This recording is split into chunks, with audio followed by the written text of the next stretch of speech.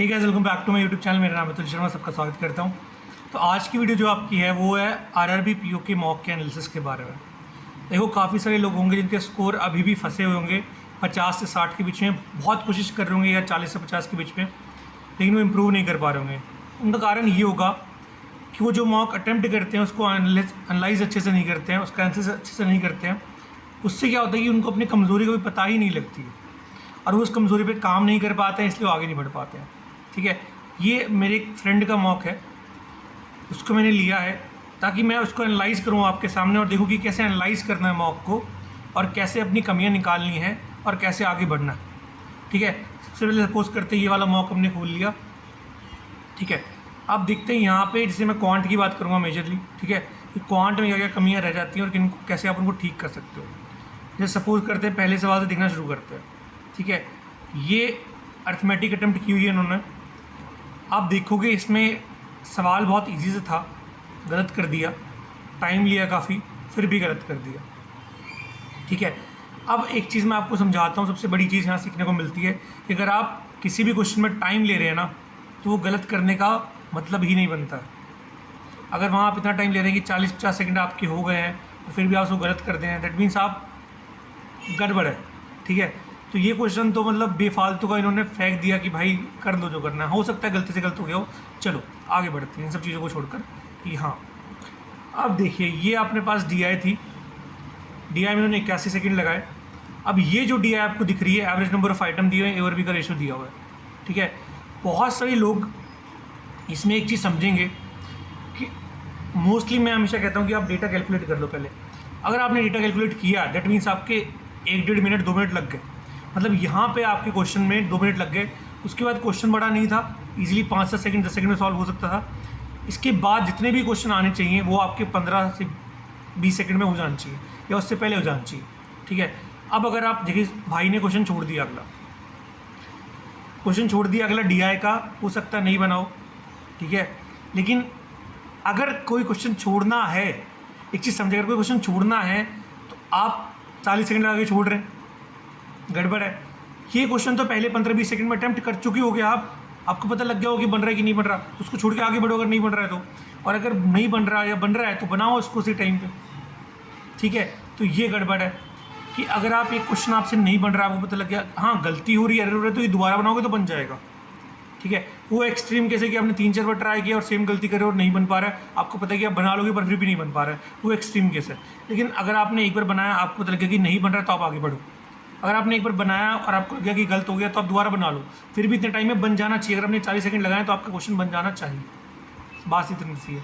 ठीक है, उसके बाद देखते हैं, क्वेश्चन बना 38 सेकंड, टाइम फिर से ज़्यादा ले रहा है।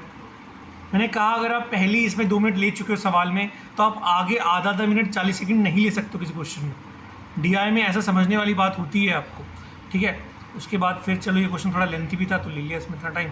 ये क्वेश्चन ईजी था, 18 सेकंड हो गया, डी आई खत्म हो गया। तो डी आई का मेजर मैं आपको एनालिसिस बताता हूँ क्या होता है कि आप पहले मोस्टली ऐसे करिए, 99% डेटा को नोट कर लीजिए।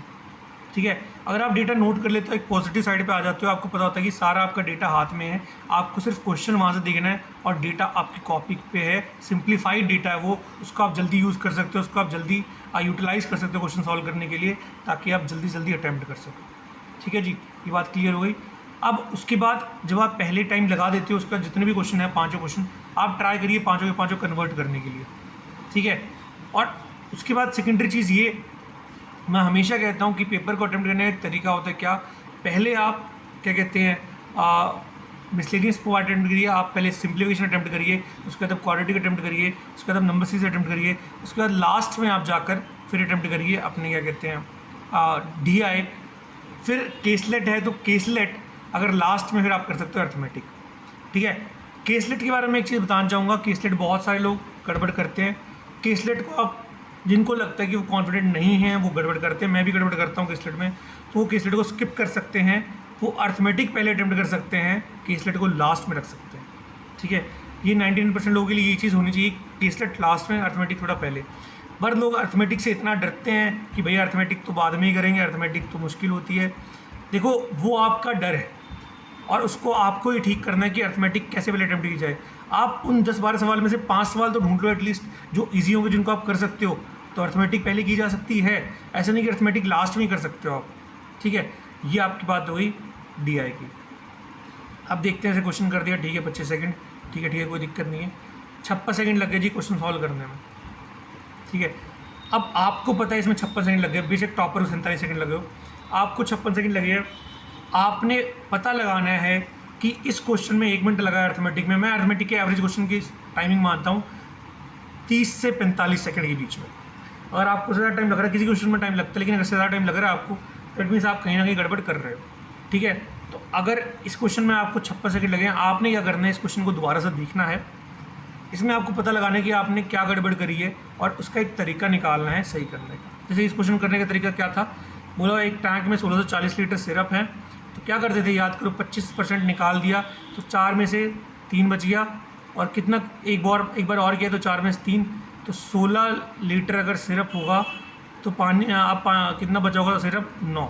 और पूछा है सिरप कितना है, तो 9/16 गुना में 1640, 9/16 गुना में 1640। मुझे लगता है कि आपको ये 3 चीज़ लिखने में इतना टाइम लगना चाहिए था। ठीक है, बिल्कुल टाइम लगना चाहिए मेरे अकॉर्डिंग जो है। ठीक है, तो मेरे को लगता है कि ये टाइम ले लिया क्वेश्चन ने, तो इसलिए ऐसे कर सकते हो आप। अब बात करते हैं जी अर्थमेटिक की। अर्थमेटिक में तो मैं बार बार कहता हूँ कि आप जितना टाइम कम से कम लगाएं उतना ही अच्छा है। और यहाँ पर ये 28 सेकंड लगाना, 38 सेकंड लगाना, ठीक है, ये 17 सेकंड बेस्ट है। ठीक है, ये जो टॉपर वाला जो होता है ना, ये मेरे को कभी समझ नहीं आता, ये टाइमिंग जो टॉपर वाली होती है ये फालतू होती है, इसको आप इग्नोर कर दो। ये 0 भी हो सकती है, 50 सेकंड भी हो सकती है, उस क्वेश्चन में इसमें आप 10-20 सेकंड लगा सकते हो। तो ये इलॉजिकल टाइमिंग्स होती है। आपको अपनी टाइमिंग पे भरोसा रखना है कि हाँ भाई, अगर सिंप्लीफिकेशन है मैं 10 से 15 से 20 सेकंड लूँगा, इससे ज़्यादा टाइम नहीं लूँगा मैं। तो अगर आपके टाइम ज़्यादा लग रहा है तो आप उसकी प्रैक्टिस करिए, आपको पता लग रहा है कि भाई इस क्वेश्चन में टाइम लगा ज़्यादा, ठीक है, आप फिर से क्वेश्चन वहाँ पे लगाइए अपना, वापस आइए, आप फिर से 15-20 क्वेश्चन लगाइए अर्थमेटिक के, सिंप्लीफिकेशन के, सॉरी। ठीक है, और अपनी स्पीड को कम से कम करिए, स्पीड को बढ़ाइए, टाइमिंग कम से कम करिए। ठीक है, फिर जैसे देखा मैंने 32 सेकंड, टाइम ज़्यादा लग रहा है यार, तो ये बात होती है कि भाई इतना टाइम लगना नहीं चाहिए।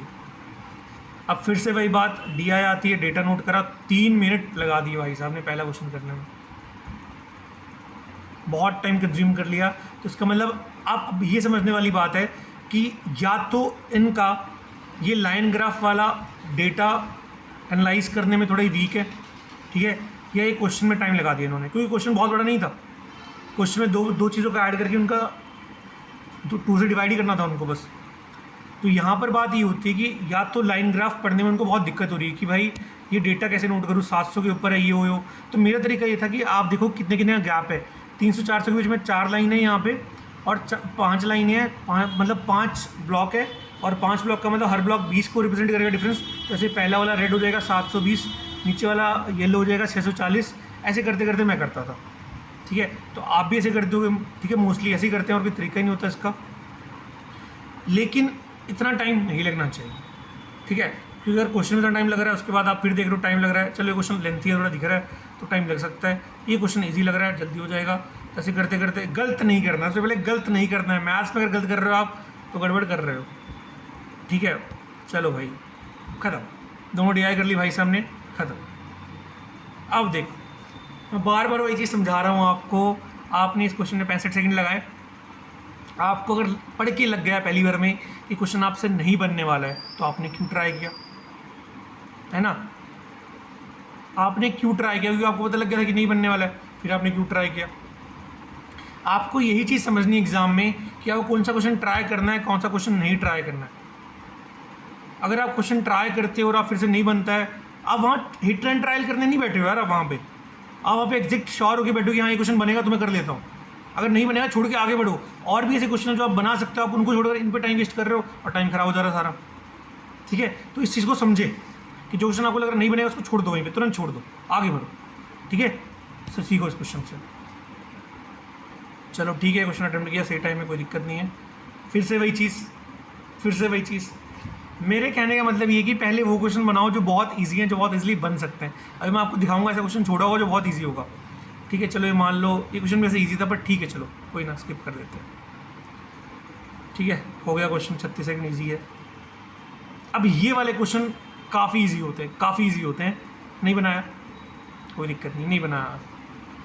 इनमें क्वेश्चन सर यार परसेंटेज वाले क्वेश्चन बहुत ईजी होते हैं। आप प्रॉफिट एंड लॉस ट्राई करोगे, ठीक है, आप compound interest simple interest try कर रहे हो, बट आप प्रॉफिट एंड लॉस वो आप परसेंटेज ट्राई नहीं कर रहे हो।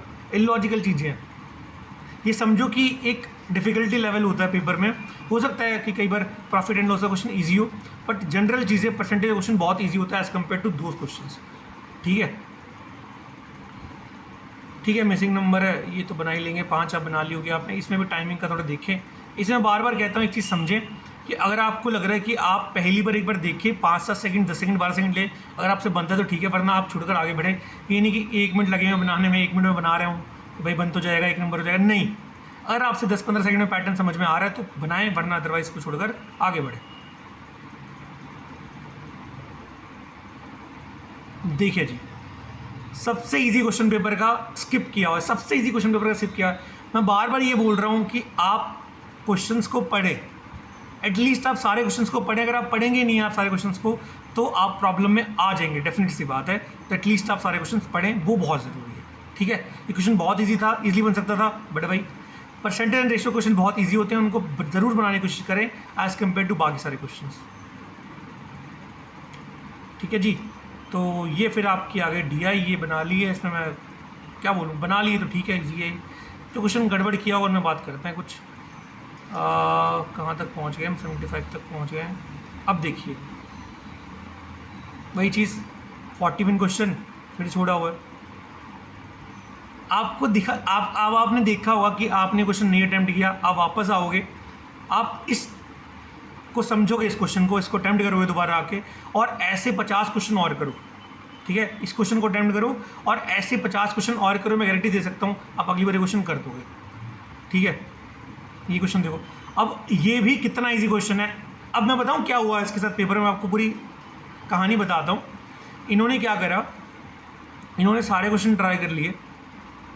इन्होंने पहले सिंप्लीफिकेशन की, मिसिंग नंबर किया, DIs कर ली। अर्थमेटिक करने की बारी जब आई तो इन्होंने क्या करा, इन्होंने स्टार्टिंग से स्टार्ट किया, इन्होंने चूज़ नहीं किए क्वेश्चंस। अब ये वाला सवाल इतना इजी था, ये तो 6, 7, 8 क्लास का मतलब बहुत 8, 9 क्लास का बच्चा बना सकता है। ये 6, 7 तो ज़्यादा बोलती है, बट जब आप मेरे ख्याल सर्कल आ जाएगा, ये कोन वोन आ जाता है, तब बना सकता है बच्चा। ठीक है, तो इस क्वेश्चन में कुछ भी नहीं था कि बहुत मुश्किल हो, घुमा के क्वेश्चन हो। भाई बहुत ईजी क्वेश्चन था ये जिस चैप्टर जिस क्लास में कौन पढ़ाया जाता है ना, उस क्लास का बच्चा बना सकता है, जिसको वॉल्यूम बता दोगे आपको उनका फॉर्मूला क्या है और वो बता देगा ये, और ये हम छोड़ देते हैं। तो ये क्या गड़बड़ है हमारी कि भैया आपने सारे क्वेश्चन देखे ही नहीं, आप वहाँ तक पहुँचे ही नहीं, तो ये सबसे बड़ी गलती है, इसको समझें। ठीक है, उसके बाद आगे देखते हैं। कई बार हम लोग ये वाला क्वेश्चन छोड़ देते हैं, लेकिन ये वाला क्वेश्चन बहुत ईजी होता है। आपको सिर्फ ऊपर वाली एक स्टेटमेंट सॉल्व करनी, नीचे वाला आपके पास है, कंपेयर करना, आंसर आ जाएगा। तो ऐसे क्वेश्चन ट्राई करिए, इसको छोड़िए मत। सेम इजी क्वेश्चन था, बनाया नहीं। देखो मेरा ओवरऑल एक्सपीरियंस ये रहा इस मॉक से, आपको बता देता हूँ मैं कि सबसे पहले आप सिंप्लीफिकेशन करिए। मिसिंग नंबर है तो उन पर टाइम लगेगा, रॉन्ग नंबर है तो उन पर ज़्यादा टाइम भी मत लगे, उनको छोड़कर आगे बढ़े। ठीक है, अगर बनते हैं पहली बार में समझ आते हैं, बनते हैं तो ठीक है, वरना आगे बढ़े। उसके बाद आप DIs करिए, सारी DI करिए। DI में अपना हाथ इतना मतलब मजबूत कर लीजिए कि भाई आपको कोई भी DI आपको फ़र्क नहीं पड़ेगी वो कैसी है। तो आप बार बार प्रैक्टिस करिए DI की, और आप DI बहुत अपनी स्ट्रॉन्ग कर लीजिए। उसके बाद केसलेट स्किप कर दीजिए, केसलेट को छोड़कर आगे बढ़े। ठीक है, उसके बाद जब आप अर्थमेटिक पे आते हो, अर्थमेटिक चूज़ करें। ऐसा ना हो कि आप वो सवाल छूट के आ जाए पेपर में, उनको देखे ही ना आप जो सबसे ईजी सवाल हो पेपर के, तो आप बहुत पछताओ। ठीक है, तो ये समझे, ये मेन बहुत बड़ी बात है यार, ये जो मैं बोल रहा हूँ। और केसलेट बिल्कुल भी अटैम्प्ट ना करें, बिल्कुल भी ना करें। कई बार लगता है कि ईजी है, फंस ना जाए। बस मेरे कहने का मतलब ये कि अगर फंस जाओगे तो आप डेफिनेटली फंस जाओगे। ठीक है, इस चीज़ को भी अगर आप ऑप्ट करते हो ना, स्ट्रैटेजी को भी ऑप्ट करते हो, मैं गारंटी से सकता हूँ कि 4-5 नंबर डेफिनेटली बढ़ जाएंगे क्वांट में। ठीक है जी, तो चलिए इस वीडियो में इतने काफ़ी है। थैंक यू सो मच, मिलते रहेंगे, जब तक के लिए ऑल द बेस्ट, तैयारी करते रहिए।